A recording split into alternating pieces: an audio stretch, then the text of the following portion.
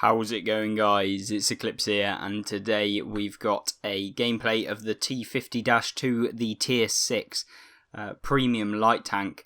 It's one of my favourite kind of Tier 6s to play if I want to drop down to that tier, if one of my platoon mates or something similar has decided that they want to have a go at grinding a new line or something like that. So what is the T50-2? It's basically absolutely rapid. So this thing can go up to like 70 kilometers an hour. It's got a rapid firing gun, but it does only do like 70 alpha damage per shot. So you're not going to be able to be like pushing out tons of damage in 1 second.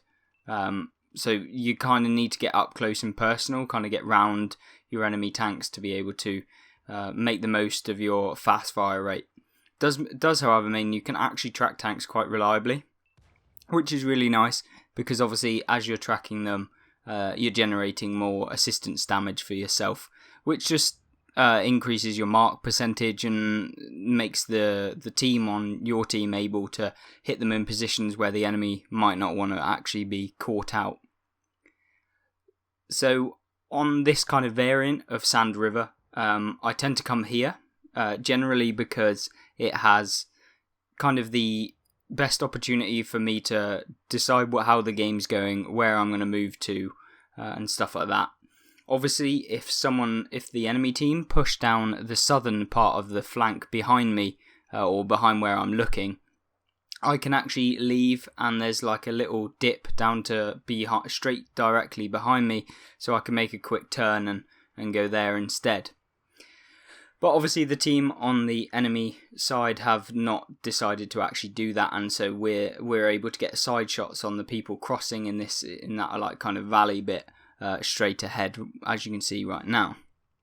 Now we're able to push out some damage on this T29, but the penetration isn't the best, and so you do tend to have to fire a bit of APCR rounds just to do that extra damage.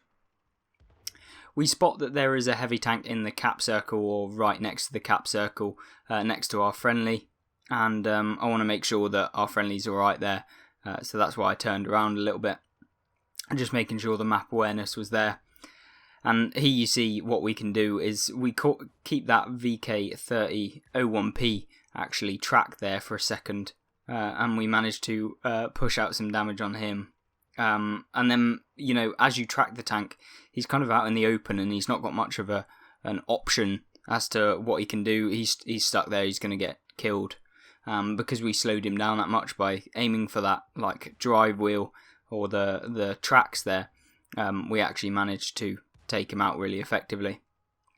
What you find on this map on this side is actually that the enemy team push quite aggressively, and usually they will actually push around towards us as this T-37 comes rushing in to try and take us out, but here you can see we're just putting some damage on him, and he's not reliably hitting us. We're using free aim, and the good thing about not using the auto aim, which most people actually do in game is they use the auto aim, is that we can predict where the enemy tank is going to be if I use my free aim, which means I don't have that lag if they go side on that it's going to come and miss completely from the back of them. So that's why I always free aim when people are in light tanks, just because, they're a big target, and when you auto aim you're aiming for the centre of the mass, so you miss the front half of their tank from where you could possibly shoot. And if they're a fast tank like I'm in, then that can be a real problem, because obviously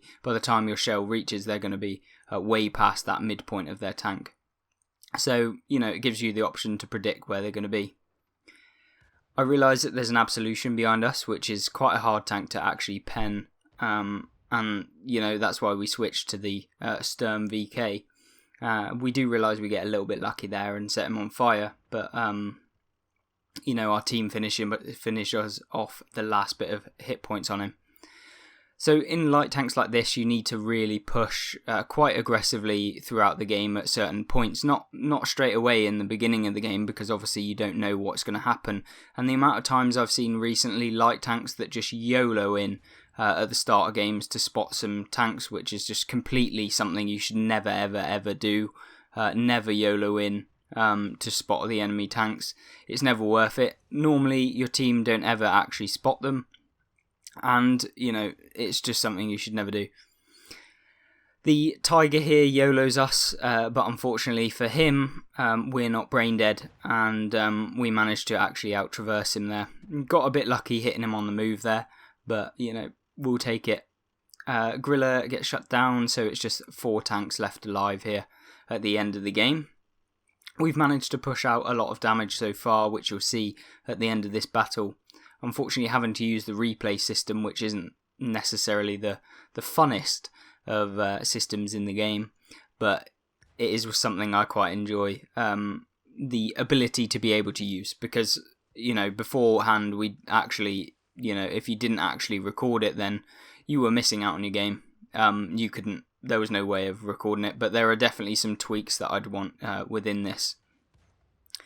Now back to the gameplay. We realise there's an absolution here, and we get behind him. We do note that this tank's pretty broken. We realise he's got a mark, so he's not going to be absolutely god-awful at the game. We put 1 round into him. He's probably going to hit us here. He does hit us, but only in the bottom. Right, we make a stupid play here. That was absolutely stupid. I didn't realise just how close we were to coming off that cliff. The Panzer gets really unlucky here. I think I'm dead. But luckily for me, he's out of rounds and he's not able to shut us down. Our fire rate means that we can safely get away. The Biz misses us, which means we're actually able to properly run away here. The absolution seems to be coming for us, or making a beeline for us, so we're just trying to put things in between us so he can't actually get it. If we can get away, we can use the vision of this tank, which is actually really nice. I think it's something like 380 base on a tier 6 is fantastic. And we're just going to try and outspot him basically, and he's not going to be able to spot us back. So it's plays like this where you decide, right, I've got lucky, but I need to make the most of it, because it's going to be quite risky as to whether I'm going to be able to finish off this game. We put a couple rounds into the back of the absolution, and now we need to move up to get some better shots here. We see that he's there. We put 1 round, bounce again, which is unfortunate. I don't know where this medium is, hence why I'm falling right back to a position where no one should be able to spot us without us spotting them, which is yet again something you need to be doing in your light tanks. We realise we get super lucky there against the Biz, who misses us. And as you can see, we just run away again, put some distance in between us. So that's what the mobility of this tank can actually do for you. And it's pretty much a guaranteed win here if I play it right. Absolution's a one shot, the Biz is a one shot, and this tank's actually really, really fun to play, just because you can kind of, if you know the weak spots of tanks and you know the standard ways of getting around and kind of putting yourself in positions to actually take out the enemy, then this thing's definitely something you should look at. As you can see, we are just moving in to try and kill this absolution with our teammate there, and it's pretty much guaranteed here. And there you go, we shut him down right on the move. As you can expect with a tank like this, the accuracy on the move is fantastic, and there you go.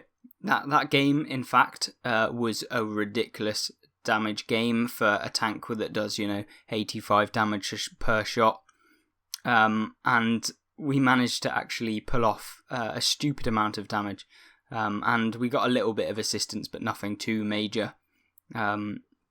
So yeah, the T50-2, one of my favourite light tanks, and we've certainly had some really broken games in it. I do have some extra gameplay that I could always show on the channel should you wish to see it, but this was probably one of the better games I've ever had. I think I did have 2,400 base XP at one point, where I managed to do like 4k damage in it. On a tier 6 light tank with this low alpha is pretty insane, and hence why you get so much XP. So there you go. The tank as a whole is really good if you know how to play World of Tanks. I would not necessarily recommend it to someone who is necessarily new to the game. It's kind of rewarding to those of you that know, should I be going to a certain position, should I not, and really whether or not it's actually worth pushing, retreating, stuff like that. It's not quite an easy win, as to say something like the Absolution, where you're able to actually pull off quite a lot of bounces and stuff like that. So there you go, 8 kills, 3,117 damage and 2,266 XP. A fantastic game in a tank like this, and yeah, was one of the best ones I've had in it. So in tanks like this one, would I necessarily prefer them over certain things like a medium?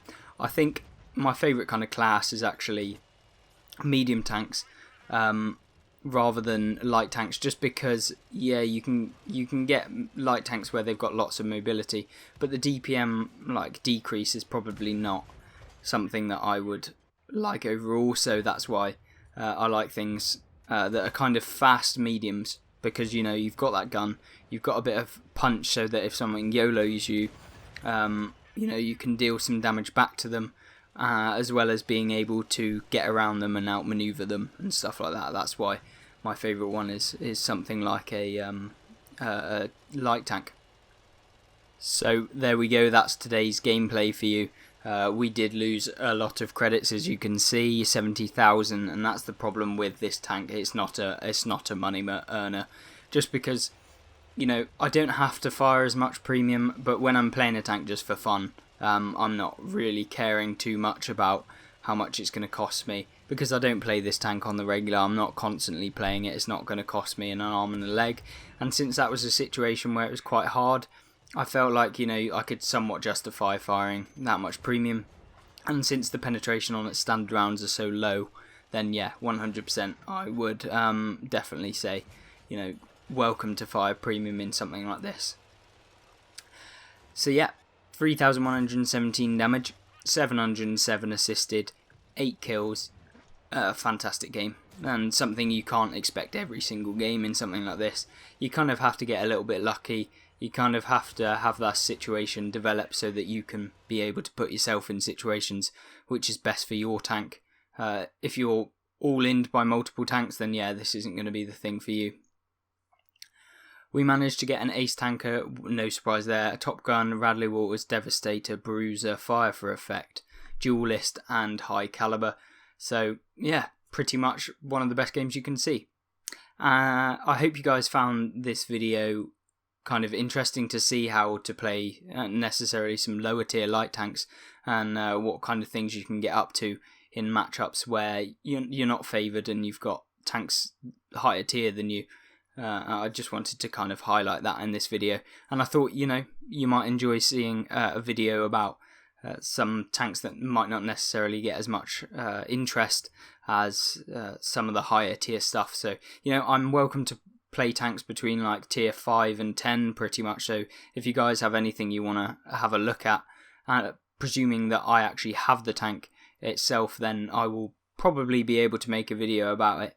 I am grinding currently the E50M, and I'm currently grinding towards the Progetto 46, not the 46, Progetto, the tier 10, and yeah, so that's what I'm aiming towards at the moment.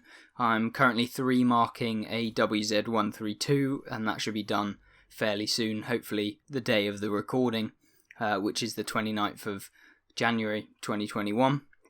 And so yeah, that's pretty much me summed up. I've rambled for long enough over a video that was supposed to be out at the T50-2, but I hope you guys did enjoy it. If you did, please hit that like button, subscribe to see more content, and I hope you have a good rest of your day. If you want to check out any of my other videos, they should be coming on screen or already be on screen right now, and you can always check down on the suggested as to whatever video you want to watch next.